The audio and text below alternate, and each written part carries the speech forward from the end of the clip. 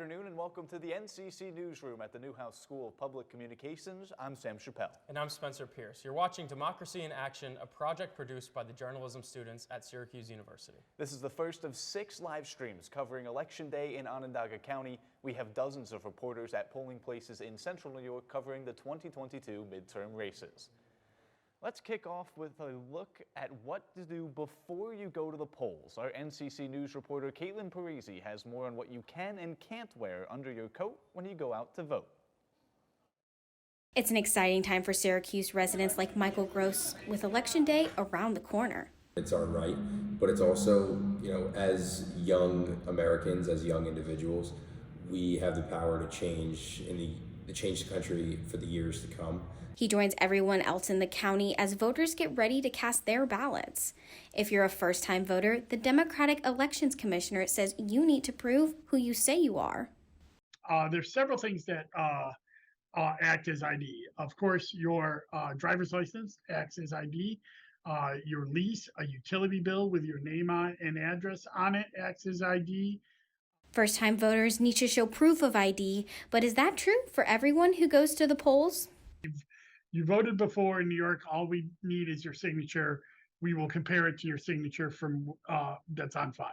One thing election officials say is not allowed: wearing apparel with the name of a current candidate on the ballot.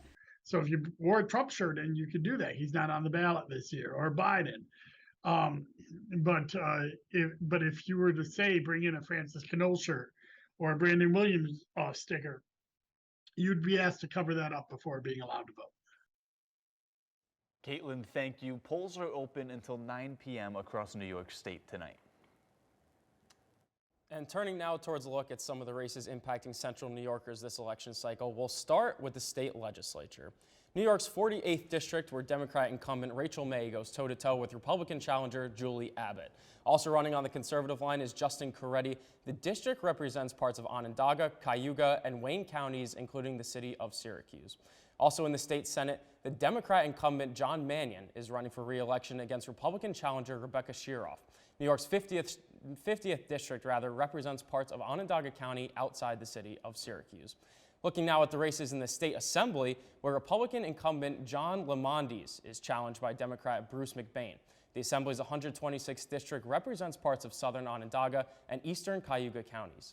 And finally, to the Assembly's 127th district, where Democrat incumbent Al Sturpey is running against Republican challenger Karen Ayub.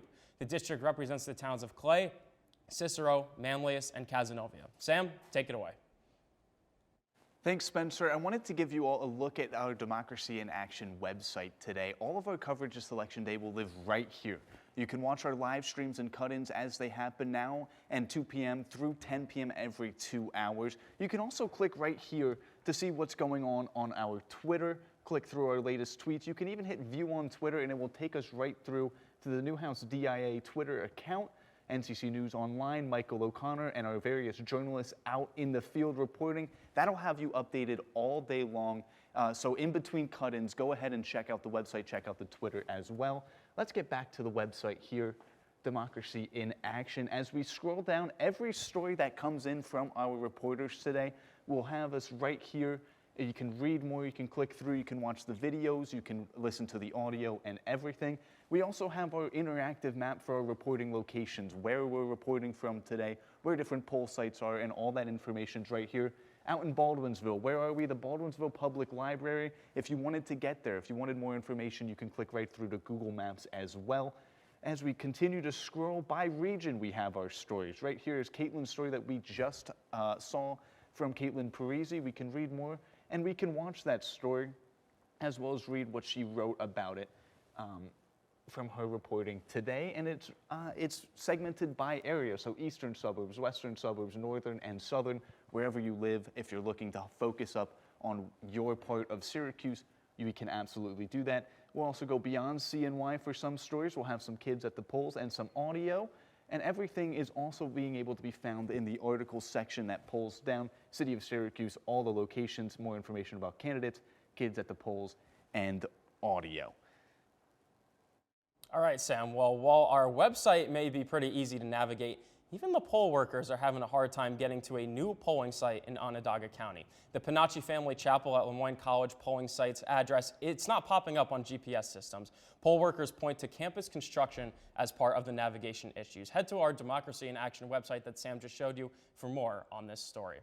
And let's take a look now at one of the most closely watched races in central New York, the race for New York's 22nd congressional district. Current Representative Republican John Katko announced he wouldn't rerun for election in January, opening the door for Brandon Williams and Francis Knoll to make their first bids in office. On the Democrat line, Syracuse native Francis Knoll is running on a platform of pro-choice advocacy, access to health care, and vows to strengthen gun safety laws. Running on the Republican line is Dallas native Brandon Williams. Williams' campaign promises including lowering taxes, limiting governmental spending, and reinforcing Second Amendment rights.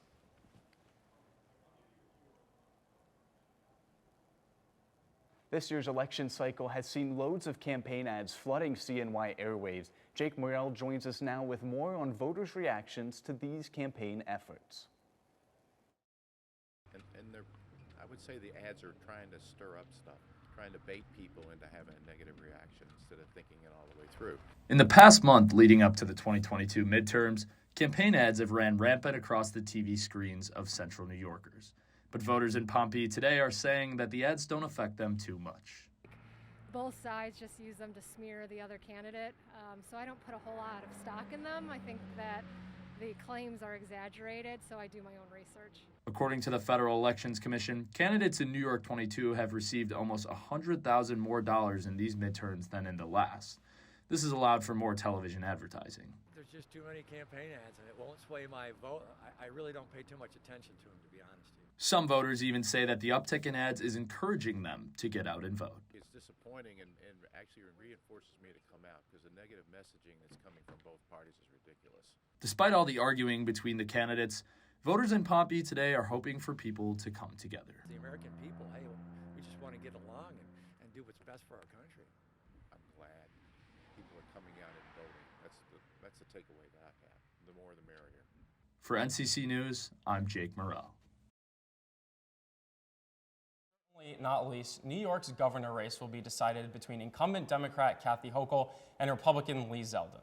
Both candidates are looking to be elected by the state for the first time as Hochul replaced former Governor Cuomo in August of 2021. The polls show Hochul has a lead of about 8%, down from about 12% early last week. We'll have more of this coverage on this pivotal race throughout the day here on Democracy in Action.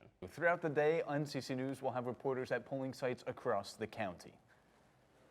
And that's all the time we have for the noon stream of Democracy in Action. For more information, make sure to check our website and tune back in at 2 o'clock for our next stream. I'm Sam Chappelle. And I'm Spencer Pierce. We thank you for watching.